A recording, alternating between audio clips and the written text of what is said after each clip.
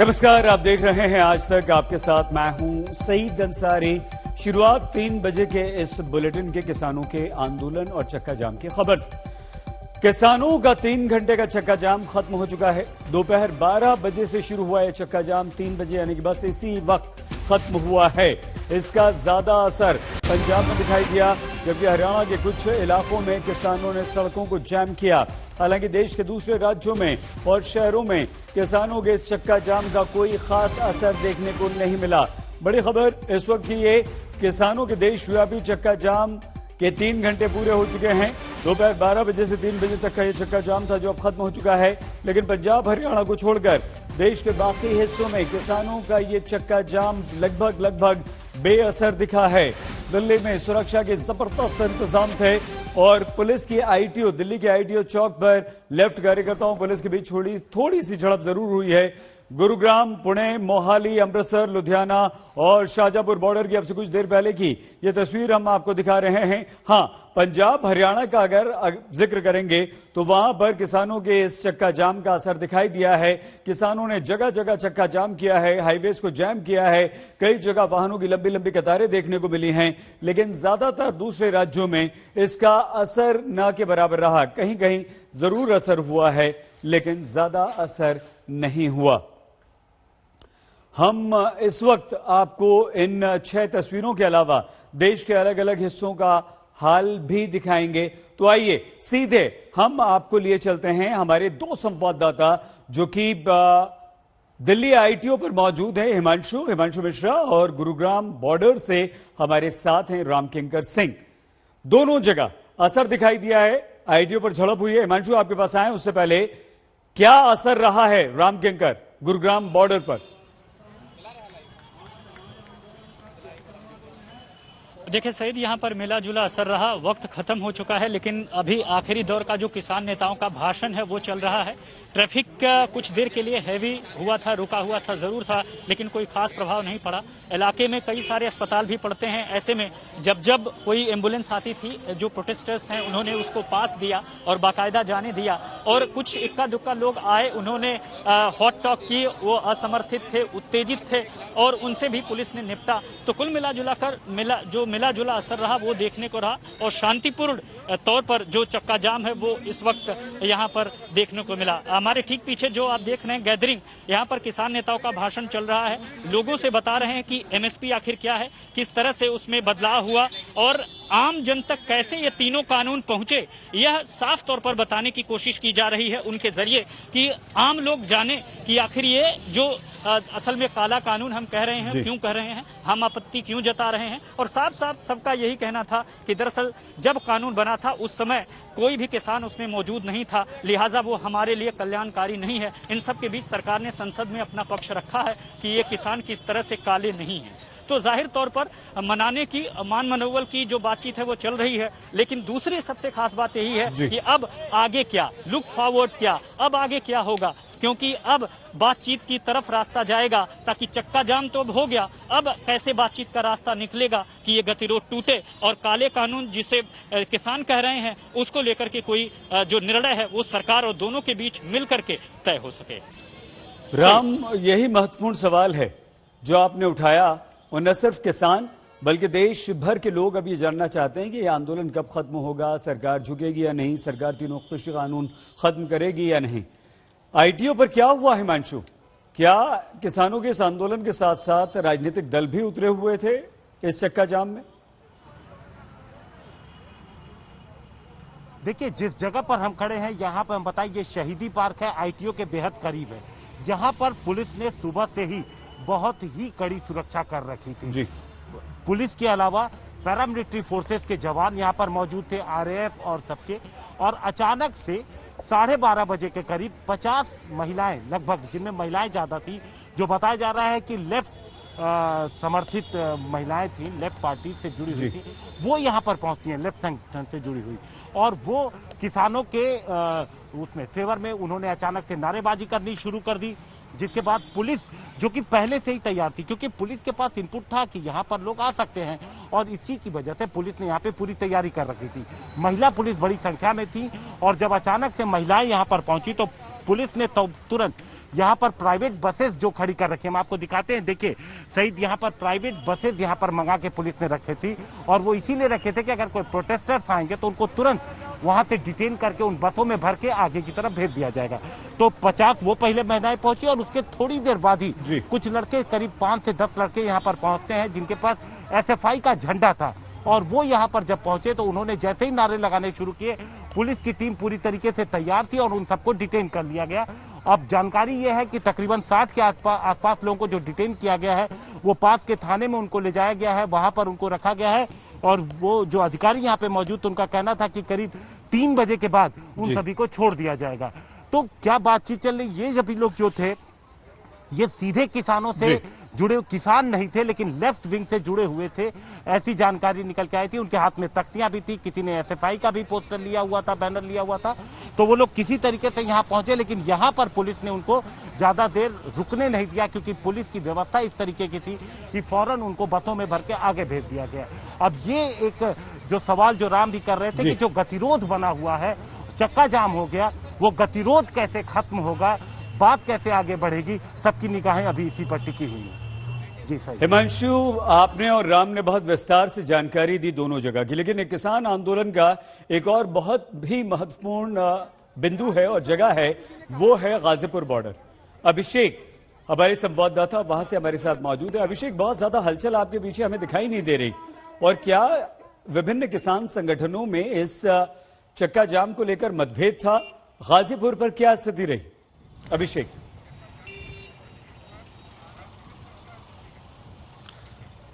जी बिल्कुल सईद, जैसा आप देख सकते हैं शांति है पूरी तरीके से। बैरिकेड्स आपको नजर आ रहे हैं, बैरिकेड्स के उस तरफ जो पैरामिलिट्री के जवान खड़े हैं, ये पहली पंक्ति के बैरिकेड्स हैं। 4 पंक्तियां हैं बैरिकेड्स की, जिसके ऊपर आप आगे की पंक्ति पर आप देख सकते हैं बार्ब वायर भी लगे हुए हैं। ये जो जवानों की डिप्लॉयमेंट है, जिस तरह से बैरिकेड लगाया है और जिस तरीके से आज इनका चक्का जाम हुआ है किसान यूनियनों का, ये एक तरीके से देखा जाए तो शहीद 26 जनवरी का जो पूरा घटनाक्रम हुआ था, जिस तरीके से पूरी की पूरी मॉब वायलेंट हो गई थी, लाल किले में जाकर तोड़फोड़ की, वहां पर तिरंगे के अपमान का भी आरोप लगा, उन सबको देखते हुए ये जो आप नजारा आज देखने को मिल रहा है, ये बहुत ही अलग है, बहुत ही डिफरेंट है। जहां पर हिमांशु हमारे सहयोगी हैं ITO पर, वहां पर जो संगठन गए थे उनके बारे में जब हमने पूछा यहाँ किसानों से, तो उनका साफ तौर पर कहना था कि हमारा एक ही एजेंडा था चक्का जाम करना, जो दिल्ली में, उत्तर प्रदेश में और उत्तराखंड में नहीं था। वो लोग जो दिल्ली में प्रदर्शन कर रहे हैं वो किसान नहीं है, उनका अपना एजेंडा है, इस वजह से वो इसमें शामिल हो रहे हैं। हम लोग इसमें शामिल नहीं हैं, कहीं पर भी हम इस तरह का धरना प्रदर्शन नहीं कर रहे हैं। जहां पर हमें अलाउड है, जहां पर हमारे किसान नेताओं ने कहा है, हम सिर्फ वहीं पर ये सब कुछ कर रहे हैं, और सब कुछ शांतिपूर्ण तरीके से करने के लिए सही। एक और इम्पोर्टेंट बात आज सामने आई है कि वॉलंटियर्स किसान यूनियनों ने अपने डिप्लॉय किए हैं, ताकि उस बैरिकेड तक कोई पहुंच ना पाए और किसी भी तरीके का कोई भी प्रदर्शन, कोई उत्तेजित ना हो पाए। इस तरीके से उसको जितने भी प्रदर्शनकारी हैं उनको दूर रखने के लिए एक उपाय किया गया है। एक सबक जरूर इस बार देखने को मिला है पुलिस की तरफ से भी, जो डिप्लॉयमेंट है उसमें, और जिस तरीके का शांतिपूर्ण तरीके का प्रदर्शन हुआ है उसमें जाहिर तौर पर कुछ 26 जनवरी की जो कड़वी यादें हैं वो शामिल रही हैं। सईद। अभिषेक धन्यवाद, लेकिन आप बने रहिए और बात हम आपसे जरूर करेंगे। राम, जिस तरह से अभिषेक ने कहा, लेकिन जहां हिमांशु है वहां तो थोड़ी बहुत झड़प हुई लेफ्ट कार्यकर्ताओं की पुलिस से, लेकिन देशव्यापी इस चक्का जाम का राम सबसे ज्यादा जो असर देखने को मिला है वो पंजाब और हरियाणा में ही देखने को मिला है। और जाहिर सी बात है, आप ऐसी बॉर्डर पर हैं जो हरियाणा की बॉर्डर है, वहां क्या किसान संगठनों में किसी तरह का कोई मतभेद था या सब कुछ ठीक ठाक हुआ? और अब क्योंकि 3 बज चुके हैं, इसके बाद ये जाम को खत्म कर दिया जाएगा और लोगों को कोई परेशानी नहीं होगी, आवाजाही शुरू हो जाएगी, क्या हम ये मान सकते हैं राम?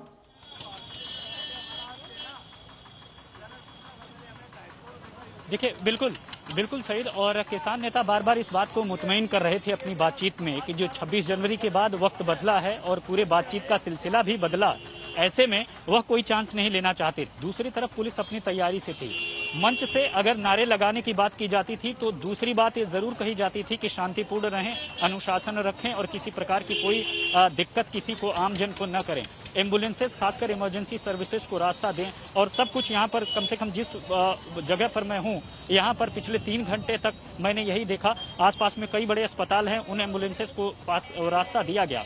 ऐसे में सईद ये मानकर चलना होगा कि किसान भी संयम बरत रहा है, अपनी रणनीति को बदलते हुए वह आगे बातचीत के ट्रैक पर जाना चाहता है ताकि फिर से बातचीत शुरू हो, गतिरोध टूटे और कुछ नतीजे निकल कर आए, क्योंकि 70 दिन से ज्यादा का वक्त हो चुका है। किसान आंदोलन अपने सैकड़े की तरफ बढ़ रहा है। ऐसे में सरकार ने, आपने देखा कि किस तरह से कृषि मंत्री ने संसद में इस बातचीत को रखा कि वह क्यों कानून का समर्थन करते हैं। उन्होंने विपक्ष को साफ तौर पर यह कहा है कि वो बताएं इस कानून में काला क्या है।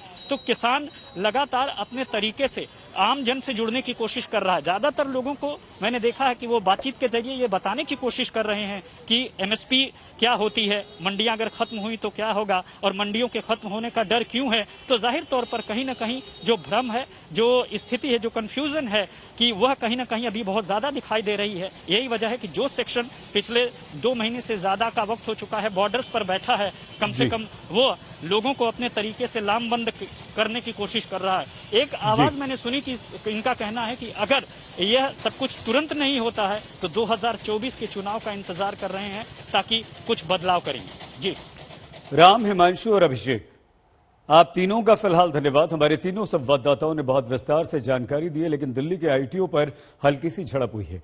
किसानों का 3 घंटे का यह देशव्यापी चक्का जाम था, 12 से 3 बजे तक का, जो खत्म हो चुका है। सुरक्षा के पुख्ता इंतजाम थे, उसका असर दिखाई दिया। कोई अप्रिय घटना नहीं हुई और किसानों ने भी अपने वॉलंटियर्स के जरिए सिर्फ चक्का जाम को नियंत्रित और संयमित बनाने की कोशिश की। किसान अपनी मांगों पर अड़े हुए हैं और सरकार तीनों कृषि कानून वापस नहीं लेने की जिद पर अड़ी है। अब क्या? इस सबके बीच राजनीति अपनी पारी खेल रही है। विपक्षी दल सरकार को घेरने की हर संभव कोशिश कर रहे हैं और सरकार भी विपक्ष का जमकर मुकाबला कर रही है। राजनीति नए नए शब्द गढ़ रही है। खेती से खून से लेकर बात अब खून की खेती तक पहुंच चुकी है। सवाल ये कि ये नौबत आखिर क्यों आई?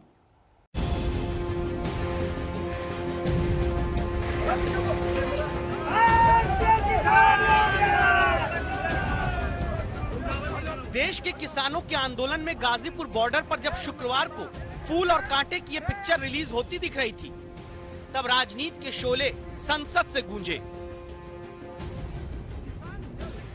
हमने आज तक ये सुना है खेती पानी से होती है, लेकिन खून से खेती कांग्रेस कर रही होगी तो नहीं मालूम। गोधरा में जो खेती हुई नरेंद्र मोदी जी की, वो पानी की खेती थी कि खून की खेती थी?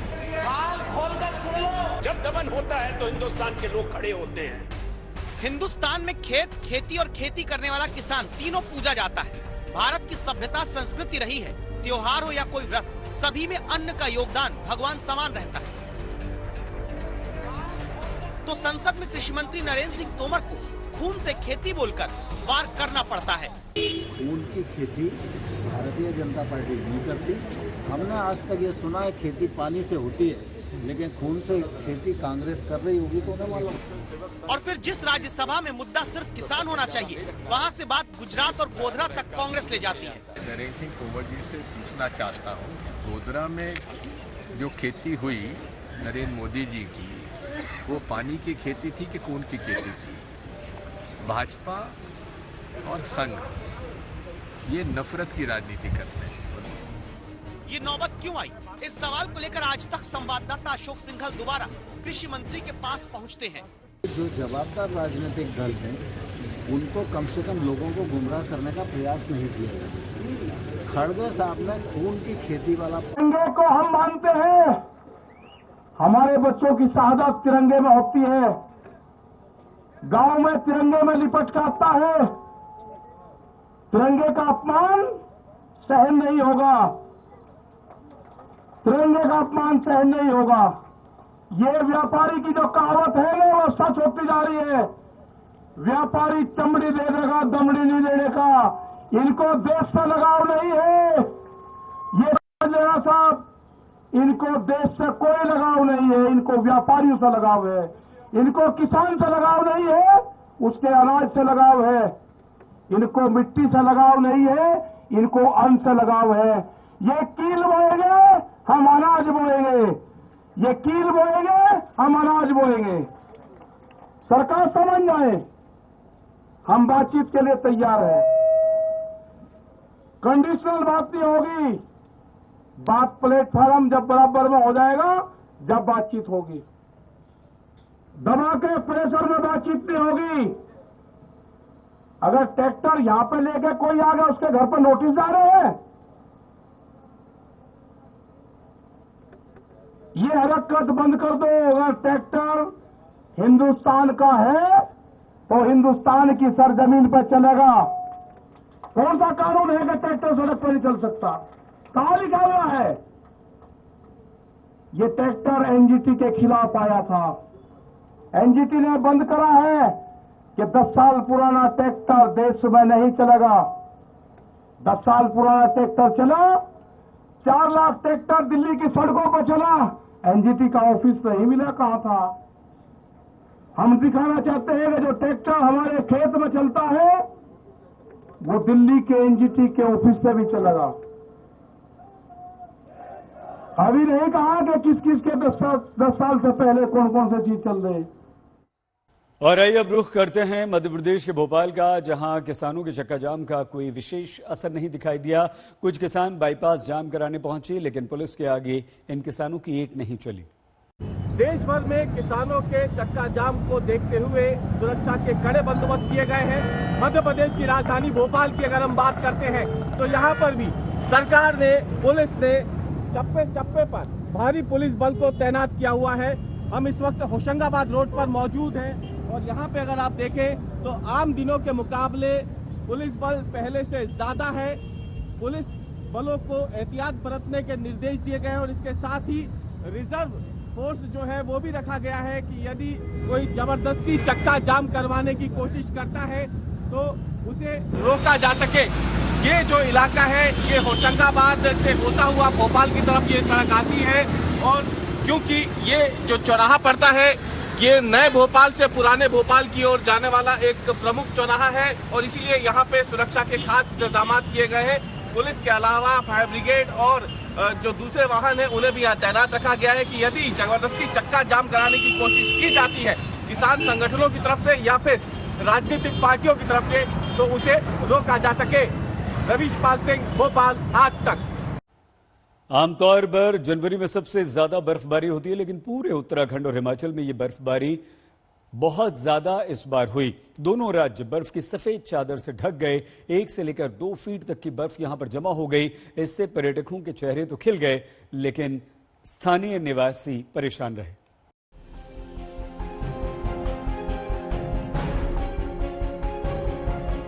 एक तरफ उत्तर भारत सर्दी को अलविदा कहने की तैयारी कर रहा है तो दूसरी तरफ पहाड़ी सूबे बर्फ की सफेद चादर से ढके हैं। खास तौर पर उत्तराखंड और हिमाचल में भारी बर्फबारी हो रही है। मौसम विभाग ने पहले ही हिमालयी इलाकों में रिकॉर्ड तोड़ बर्फबारी की संभावना जताई थी। ये सही साबित हुई और जो बेहिसाब बर्फ गिरी उसकी तस्वीरें आपके सामने हैं। ये हिमाचल की राजधानी शिमला की तस्वीर है। जाती सर्दी के बीच यहाँ जमकर बर्फ गिरी। माल रोड गुलजार है और सैलानियों के चेहरों पर खुशी साफ दिख रही है। हर रिजॉर्ट में सैलानी दिख रहे हैं और बर्फबारी ने उनकी ट्रिप को यादगार बना दिया है। यही हाल शिमला से कुछ नीचे सोलन का है। यहाँ भी जमकर बर्फ पड़ी है। बस, कार, ट्रक सब पर बर्फ जमी है। हालांकि बिजली गुल होने से दिक्कत भी खूब हो रही है। पानी की सप्लाई पर भी असर पड़ा है। बर्फ हटाने के लिए जेसीबी मशीनें लगाई गई हैं। हिमाचल के बाद आपको लेकर चलते हैं देवभूमि उत्तराखंड में। पहाड़ों की राजधानी मसूरी का हाल देखिए। लगातार दूसरे दिन यहाँ जमकर बर्फ पड़ी। बड़ी तादाद में पहुँचे सैलानी जमकर मस्ती कर रहे हैं। मसूरी से धनौल्टी तक हर जगह बर्फ पसरी है। सैलानी लुत्फ उठा रहे हैं, लेकिन बर्फ के चलते जाम भी लग रहा है।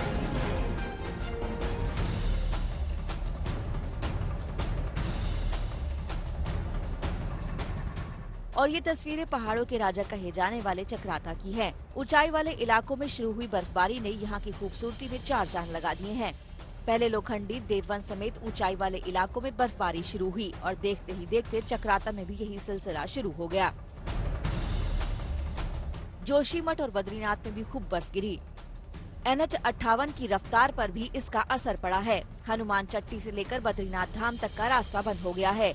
BRO की टीम रास्ता खोल रही है। बद्रीनाथ धाम में 2 फुट बर्फ जमा है। रुद्रप्रयाग से चोपता, चिरबटिया, बधानी ताल और देवरियाल में कम से कम 1 फुट नई बर्फ पड़ी है। सैलानियों के साथ साथ स्थानीय किसानों के चेहरे भी ताज़ा बर्फबारी से खिले हुए हैं।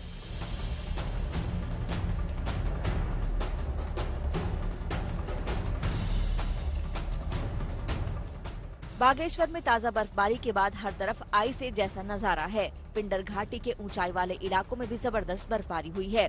दोनों पहाड़ी सूबों में अभी तक बर्फबारी का सिलसिला जारी है। बागेश्वर से जगदीश पांडे, मसूरी से सुनील, सोलन से राजेश शर्मा, बद्रीनाथ से कमल, रुद्रप्रयाग से प्रवीण सेमवाल के साथ आज तक ब्यूरो।